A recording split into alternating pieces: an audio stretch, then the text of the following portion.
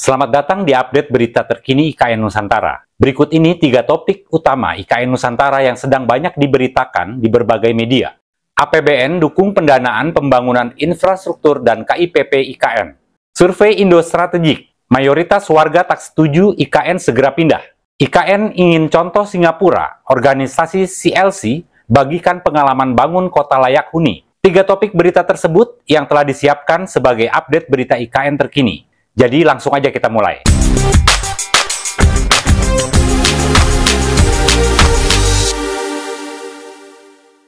APBN dukung pendanaan pembangunan KIPP IKN. Mega proyek IKN Nusantara yang sedang dibangun di Kalimantan Timur ditargetkan menjadi ibu kota Indonesia pada semester pertama 2024 tahun depan.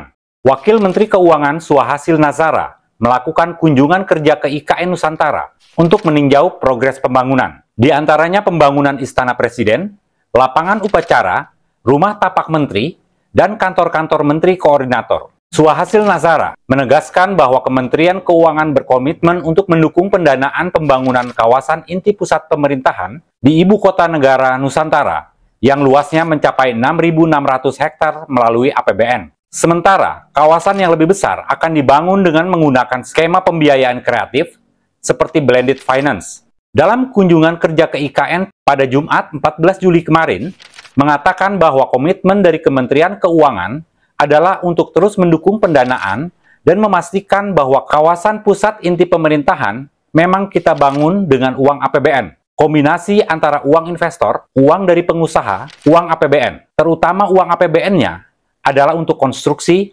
infrastruktur, dan jaringan-jaringan dasarnya. Selain melalui pembiayaan kreatif, pemerintah juga mendorong penggunaan skema kerjasama pemerintah dengan badan usaha atau KPBU untuk mempercepat penyediaan infrastruktur di IKN. Wamenkeu mengungkapkan KPBU telah berjalan di beberapa unit investasi, termasuk rumah-rumah hunian. Wamenkeu juga mengatakan, ini menjadi contoh bahwa pemerintah Indonesia bisa membangun dengan menggunakan public-private partnership. Dengan sudah mulai ada yang bisa distrukturkan dengan public-private partnership, ini menunjukkan bahwa pihak swasta memiliki minat yang baik untuk ikut bersama-sama dengan pemerintah membangun beberapa unit-unit investasi. Wamenkeu Suhasil Nazara menyebut alokasi APBN 2023 di Ibu Kota Negara Nusantara sebesar 26 triliun rupiah. Alokasi itu akan fokus untuk membangun infrastruktur dasar dan kawasan inti pusat pemerintahan.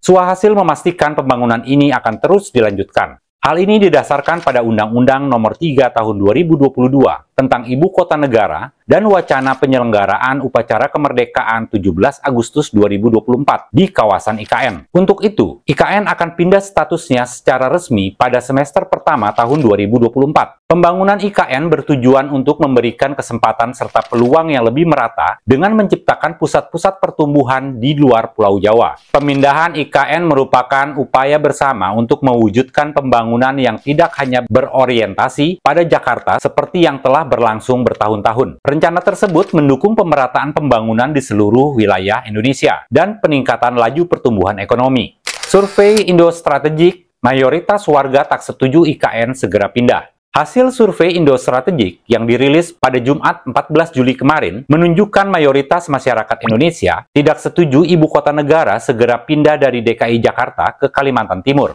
Direktur Eksekutif Institute for Democracy and Strategic Affairs Indo Strategik Khoirul Umam mengatakan jumlah responden yang kurang setuju dan tidak setuju IKN pindah mencapai 57,3%. Dalam konferensi pers secara virtual, beliau mengatakan ini cukup unik. Masyarakat menyampaikan sekitar 57,3% merasa kurang setuju atau sangat tidak setuju ibu kota negara segera dipindahkan ke Kalimantan Timur. Sedangkan 40,1% menyatakan setuju dan sangat setuju. Khoirul mengatakan dalam survei tersebut, pihaknya menemukan ada 3 alasan utama mayoritas masyarakat kurang setuju ibu kota negara segera pindah ke Nusantara di Kalimantan Timur. Alasan pertama, biaya pembangunan IKN dinilai lebih bermanfaat jika digunakan untuk menangani masalah-masalah di Indonesia. Data survei ada sebesar 46,2% merasa biaya pembangunan lebih baik digunakan untuk hal yang lebih mendesak. Alasan kedua, pembangunan IKN di Kalimantan Timur dinilai dilakukan secara tergesa-gesa. Sebanyak 16,5% merasa perpindahan ibu kota negara belum mendesak dalam dalam waktu dekat. Alasan ketiga, yaitu DKI Jakarta dinilai masih layak dan pantas untuk menjadi ibu kota negara Indonesia. Sebanyak 8,2% menilai Jakarta masih pantas menjadi ibu kota negara. Selain itu, artikel media Kastara.id dan Gelora.co menyampaikan pengamat komunikasi politik Universitas Esa Unggul, Jamiluddin Ritonga, dalam keterangannya Sabtu 15 Juli, mengatakan temuan itu menegaskan IKN memang lebih dominan kehendak elit daripada rakyat kebanyakan. Elit berupaya memaksakan kehendaknya agar ibu kota negara pindah pada Agustus 2024. Jamiluddin menambahkan, rakyat tidak dilibatkan dalam menetapkan lokasi ibu kota negara. Baik pemerintah maupun DPR sebagai perwakilan rakyat juga tidak meminta persetujuan dari rakyat saat pembahasan megaproyek senilai ratusan triliun rupiah itu. Mereka seolah-olah sudah memahami kehendak rakyat, sehingga merasa tak perlu lagi menanyakannya kepada rakyat, katanya. Padahal, kata Jamiluddin, Indonesia menganut sistem demokrasi. Sistem ini seharusnya melibatkan rakyat dalam setiap memutuskan hal-hal strategis, termasuk pemindahan ibu kota negara. Survei Indostrategik tersebut dilakukan pada tanggal 9-20